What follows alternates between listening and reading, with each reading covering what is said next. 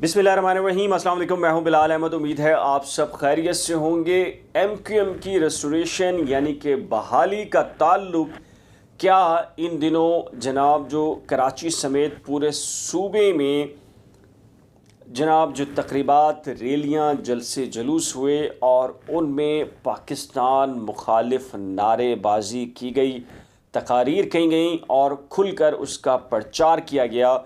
क्या कहीं पर इसको मॉनिटर किया गया और सोचा गया कि जनाब शायद जिस तरीके से MQM के अंदर जो बैरूनी असर व रसूख था उसका ख़ात्मा किया गया है। शायद अब वक्त आ गया है कि वो इंतहा पसंद या कौम परस्त अलहदगी पसंद तंजीमें जो कि अब शायद सर उठा रही हैं, उन्हें जनाब उनकी सरकोबी करना लाजिम हो गया है। ये जो इक़दामात हैं वो आने वाले चंद महीनों के अंदर आपको जनाब नज़र आना शुरू होंगे। ज़रूरी नहीं है आपको खुलकर वो असरात लगें कि जी ऐसा हो रहा है, उसके मुख्तलिफ़ तरीक़ेकार भी हो सकते हैं। इस मौजू पर आज ये व्लॉग है। अगर आपने मेरे यूट्यूब चैनल को सब्सक्राइब नहीं किया तो सब्सक्राइब कर दीजिएगा, वीडियो को लाइक शेयर और बेल आइकन को लाजिम प्रेस कीजिएगा, क्योंकि अगर बेल आइकन को प्रेस किया होगा तो जैसे ही वीडियो नई अपलोड होगी तो सबसे पहले जनाब नोटिफिकेशन के ज़रिए आपको वो मिल जाएगी। तो जनाब कहीं ना कहीं बल्कि जनाब इसको रिपोर्ट भी किया जा रहा है, इसकी मॉनिटरिंग भी की जा रही है। जो लोग ये अमल कर रहे हैं, जो लोग नारे लगा रहे हैं, कहाँ किनका किससे ताल्लुक़ है, सब कहीं ना कहीं रिकॉर्ड का हिस्सा बन रहा है। ये जनाब मामला कहाँ रुकेगा शायद आपको कुछ मैंने जैसे कहा कि महीनों बाद नज़र आ जाए, लेकिन सियासी तौर के ऊपर जो ये कौम परस्त तंजीमें या ये प्रचार करने वाली इंतहा पसंद नज़रिए का प्रचार करने वाली जो क़ुव्वतें हैं, उन्हें काउंटर करने के लिए जनाब कहीं ना कहीं ये तय ज़रूर हुआ है कि शायद सिंध के अंदर जो बैलेंस था पॉलिटिकल पार्टीज़ का, मुख्तलिफ़ लसानी इकाइयों का, उसमें जो तवाज़ुन था वो MQM के ज़वाल के बाद जनाब जो डिसबैलेंस हुआ है या तवाज़ुन टूटा है, उसको बहाल किया जाए पहले मरहले के ऊपर, और ख़ामोशी से जनाब दूसरे जनाब मरहल भी तय होंगे। उसके बारे में भी आपको बता देता हूँ। देखिए, आप इस चीज़ का अंदाज़ा लगाइए कि जी शिद्दत कितनी हद तक है कि पूरे सूबे के अंदर मुख्तलिफ़ मकामात पर ये नारे लगाए गए, लेकिन सिंध हुकूमत की जानिब से किसी भी एक रैली में शामिल अफराद या जलसे जुलूस या तकरीब में शामिल ये नारे लगाने वालों के ख़िलाफ़ कोई मुकदमा दर्ज नहीं हुआ। यहाँ तक मामला पहुँच चुका है कि वज़ीर आला जो कि एक आइनी ओहदा रखता है सूबे का, वो असम्बली के अंदर खड़े होकर कह रहा है कि हम पाकिस्तान के चाहने वाले हैं, पाकिस्तान के जनाब हम मानने वाले हैं, लेकिन हमारे साथ ऐसा ना किया जाए कि हम कुछ और सोचने पर मजबूर हों। ये ज़ाहिर है कि आप जब ये ऑप्शन की बात करते हैं तो फिर ऑप्शन क्या होता है? डेफिनेटली आपका कंट्री एक ही होता है, तो कंट्री एक है तो उसमें तो कोई ऑप्शन हो नहीं सकता। तो ये ऑप्शन की बात तो डेफिनेटली ना सिर्फ जनाब लगता ये ज़ाहिर ऐसा है कि उनके ख़िलाफ़ एक्शन तो दूर की बात, उस नज़रिए का कहीं ना कहीं प्रचार जनाब अब आपको एक बड़ी मेन स्ट्रीम पॉलिटिकल पार्टी जो कि इक़्तिदार में है, उसके सबसे बड़े जो आइनी ओहदा रखने वाली जो शख्सियत है वो भी दबे अल्फाज के अंदर उसका इजहार कर रही है।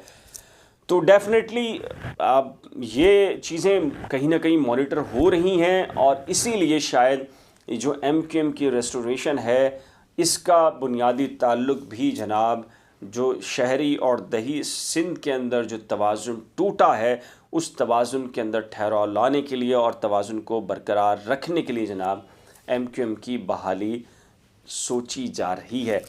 अभी आपको लग रहा होगा इनिशियल स्टेज के ऊपर डॉक्टर इशरत अली बात की डॉक्टर फ़ारूक सत्तार से मुलाकात, फिर डॉक्टर फ़ारूक सत्तार का यहाँ से उड़कर जनाब लाहौर जाना, शहबाज शरीफ से मुलाकात, PSP के रहनुमा का जनाब इदारा नूर हक जमात इस्लामी के जो रहनुमा हैं कायदीन हैं उनसे मुलाकात, फिर इसके बाद जो बल्दियाती इंतखाबात से मुतल्लिक जो बिल लाया गया, ऑर्डिनेंस लाने की कोशिश हुई, फिर बिल बना, उस बिल की जो मुखालफत हुई, उसके ऊपर रोज़ाना तकरीबन जनाब जो MQM के मुख्तलिफ़ धड़ों की जानिब से मुख्तलिफ़ मकामात पर मुजाहरे, प्रेस कॉन्फ्रेंसेस और जो एहतजाज है, ये आपको एक दरम से नज़र आना शुरू हुआ है। एक मोमेंटम जनाब एक बनता दिखाई दे रहा है और आने वाले चंद दिनों के अंदर ये मोमेंटम मज़ीद स्ट्रॉन्ग होता भी दिखाई देगा। अब मामला ये है कि जी ये फिर होगा क्या? अब मसला ये है कि जी MQM के अंदर वो शख्सियात जो कि अपने आप को अपना कद बड़ा समझती हैं और जनाब जो मुख्तलिफ धड़े हुए, उसकी बुनियादी वजह भी ये कि शख्सियात का एकदम एक दूसरे का टकराव आ गया है। तो उसमें फिर क्या होगा?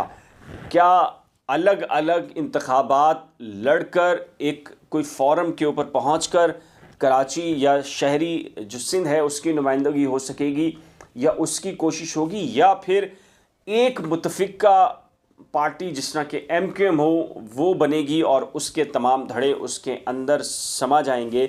ये होगा। दोनों चीज़ें मुमकिन हैं, लेकिन इस बात पर ज़्यादा ज़ोर है कि जी MQM एक ही हो और तमाम जो धड़े हैं, मुख्तलिफ धड़ा बंदियाँ हैं, जिनमें जनाब माजी के अंदर आफाक अहमद भी शामिल हो सकते हैं और PSB भी शामिल हो सकती है। अभी लीडरशिप की बात नहीं कर रहा, मैं तंजीम की बतौर बात कर रहा हूँ। लीडरशिप के ऊपर एक अलग से व्लॉग बनाऊंगा तो बता दूंगा आपको कि कौन सा लीडर माइनस हो जाएगा अगर उसने इस इत्तेहाद के बाहर जाने की कोशिश की या अपने आप को अलग थलग रखने की कोशिश की। तो जनाब ये आने वाले चंद महीनों के अंदर आपको ये सिस्टम भी नज़र आना शुरू हो जाएगा और शायद कहीं ना कहीं मुख्तलिफ और भी बहुत सारे फ़ैसले हुए हैं जिनको सही वक्त के ऊपर आपसे शेयर करूँगा। अपनी कीमती राय का इजहार ज़रूर कीजिएगा। मेरा कतई तौर के ऊपर किसी कम्युनिटी या किसी नज़रिए का प्रचार रखने वाले की मुखालफत में ये व्लॉग बनाना हरगिज़ नहीं, बल्कि मेरे पास जो इन्फॉर्मेशन है या जनाब मालूमात हैं और मैं जो देख रहा हूँ बतौर एक जर्नलिस्ट और 15-16 साल की जो सहाफ़त का तजर्बा है उसकी बुनियाद पर, तो मेरा ख़्याल है कि जनाब ये सारी की सारी चीज़ें कहीं ना कहीं चीज़ें हो भी रही हैं और आने वाले दिनों के अंदर आपको इसका जनाब जो अमली नमूना है वो भी नज़र आएगा। नीचे दिए गए कमेंट सेक्शन में अपनी कीमती राय का इजहार ज़रूर कीजिएगा। आखिर में एक रिक्वेस्ट है, अगर आपने मेरे YouTube चैनल को सब्सक्राइब नहीं किया तो बराए करम सब्सक्राइब, वीडियो को लाइक शेयर और बेल आइकन को लाजमी प्रेस कीजिएगा। अल्लाह हाफ़िज़।